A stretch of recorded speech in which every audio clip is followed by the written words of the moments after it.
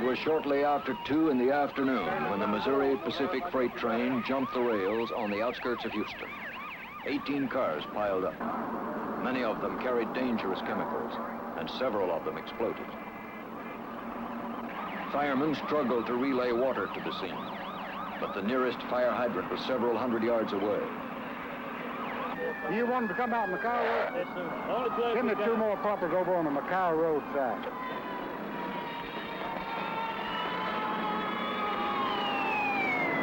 Fire officials feared another explosion and ordered all the houses in the area evacuated. Fireman Andy Nelson was on a ladder trying to keep another tank from exploding. Fire Chief Jim Honey was unable to find out what was in the burning car. Get your water then. Here, keep it cool as much as you can. Let the fire burn. That's right.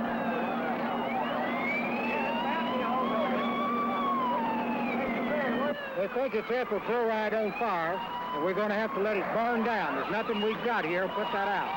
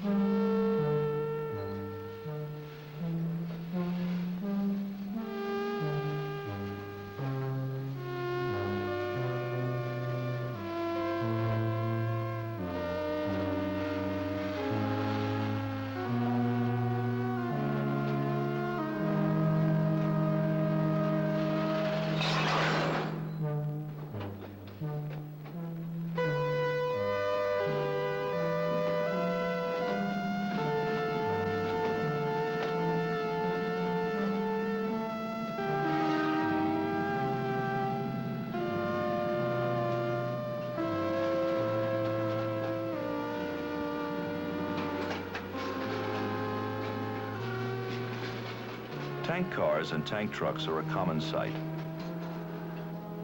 Each day, millions of gallons of cargo are transported in tank containers.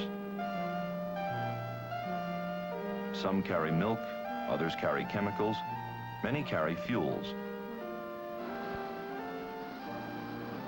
2 of the most common tank cargoes are liquefied flammable gases, such as propane, and flammable liquids, like gasoline.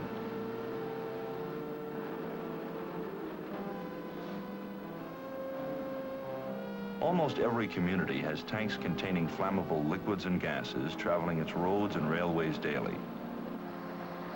These materials are transported from producing plants to storage and distribution centers and are again moved to points of use and resale. Tank containers have grown larger as fuel consumption has increased. Tank trucks carrying as many as 10,000 gallons and jumbo railway tank cars carrying upwards of 30,000 gallons are now common. Both gasoline and propane are transported in a liquid state. Under normal atmospheric pressure, propane is a gas, but for economy of movement and storage, it's liquefied, reducing its volume 270 times. To keep propane as a liquid, pressure must be maintained, requiring tanks of greater strength than those used for gasoline. To allow for liquid expansion in case of heating, tanks are never completely filled. Above the liquid level, a space is left, which remains full of vapor. At the top of all tanks are relief devices designed to limit internal pressure. On tank cars, these take the form of relief valves contained in domes, which also house fittings used in transfer operations. On tank trucks, relief devices are also located on top, but loading and unloading is most often accomplished from below.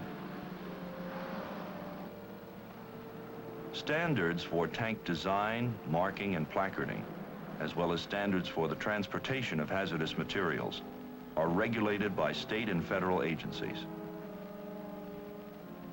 Under normal circumstances, the transportation of liquefied flammable gases is quite safe. But an accident can lead to a special type of explosion, known as a BLEVE, a boiling, liquid, expanding vapor explosion.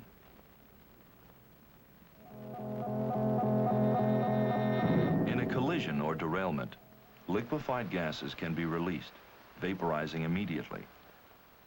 Being heavier than air, they remain close to the ground. A spark or other source of ignition can ignite these vapors, flashing back to the leaking liquid. The fire heats another tank.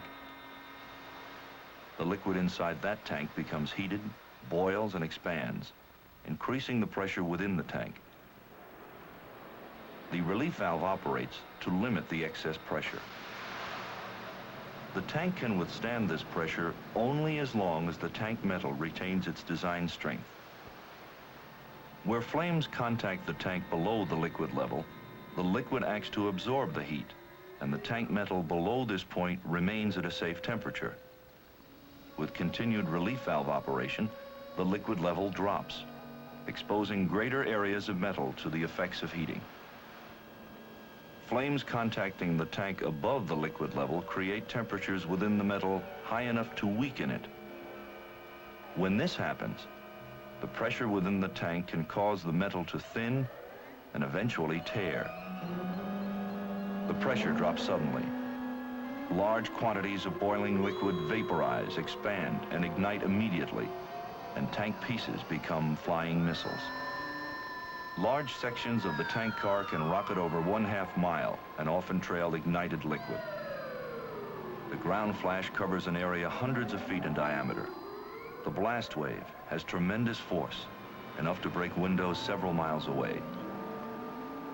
The fireball rises on a thermal column, radiating heat severe enough to cause burns for distances up to 1,000 feet beyond the fireball. This all happens swiftly and without warning.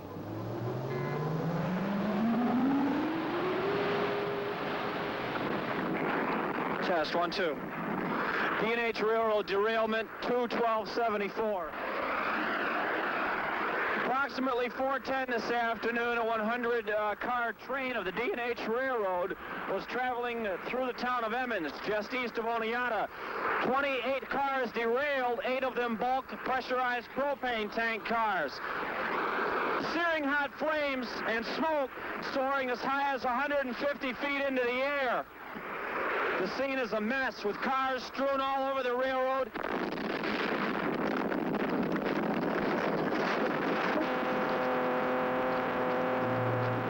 How many firefighters have ever seen a fireball hundreds of feet in diameter? How many have ever seen a 12-ton section of tank car rocket through the air, trailing burning fuel? The traditional fire department approach is to attack and extinguish all fires. Because of the serious nature of BLEVEs, it is recommended that fire departments reevaluate their approach to these transportation accidents.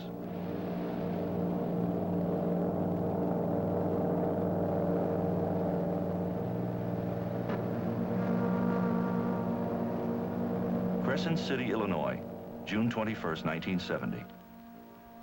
At 6:30 in the morning, 15 cars of a daily freight train derailed.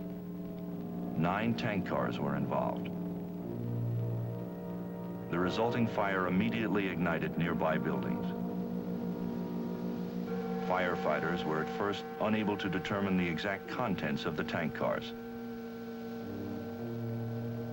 Loss of electrical power to pumps made water unavailable to firefighters.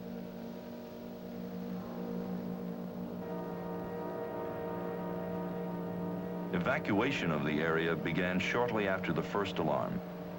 When it was determined that the tanks contained propane, firefighters too moved to safer positions.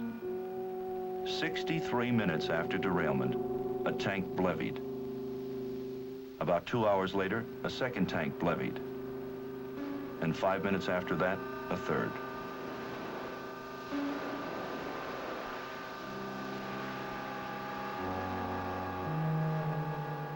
With limited water supplies exhausted, fire officials decided to withdraw. The 2 remaining tanks, punctured by rocketing debris, were simply allowed to burn until all of the propane was consumed, some 56 hours later. Because of prompt evacuation and caution on the part of firefighters, there were no fatalities. 66 people were, however, injured by the blast and fire.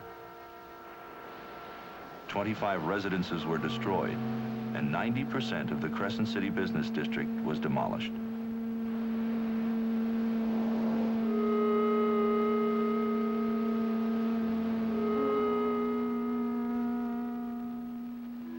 Kingman, Arizona, July 5, 1973. At a gas distribution plant on the outskirts of Kingman, 2 employees were connecting a single propane tank car to an unloading rack when they noticed a leak. During their attempt to stop the leak, a fire ensued. Upon arrival, firefighters found flames contacting the upper area of the tank and had no way of knowing how long the tank had been exposed. The nearest fire hydrant was about 1,200 feet away. About 10 minutes after firefighters arrived, the tank car blevied.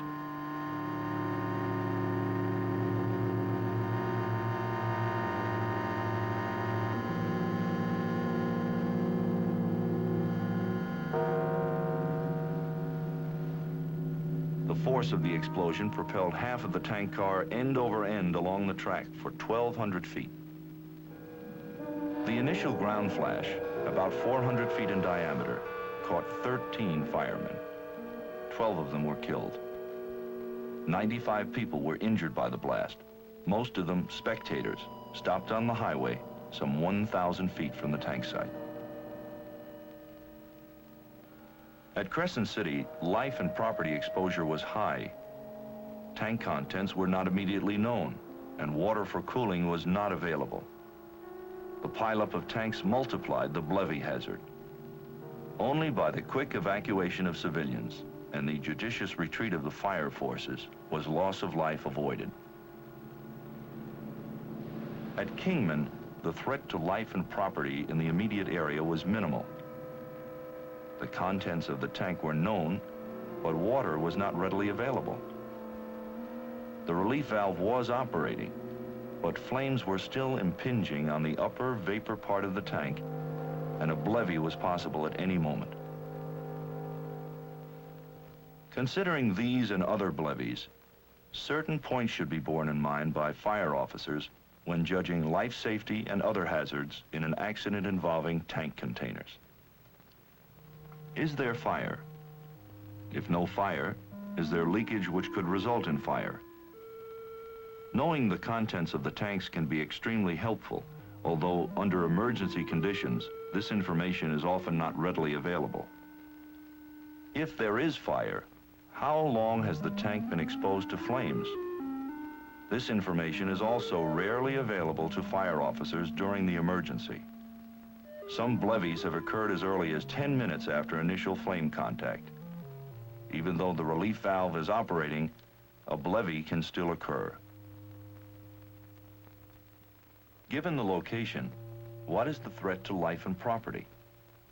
Is civilian evacuation possible? Does the risk to life and property justify endangering the lives of firefighters? How much water is available? The application of water can keep tank metal at safe temperatures, but only if large volumes can be delivered to all points of flame contact. Water application may need to be sustained for several hours. Fire officers are advised to assess carefully the danger to emergency personnel before making a commitment to fighting a fire involving serious blevy hazards.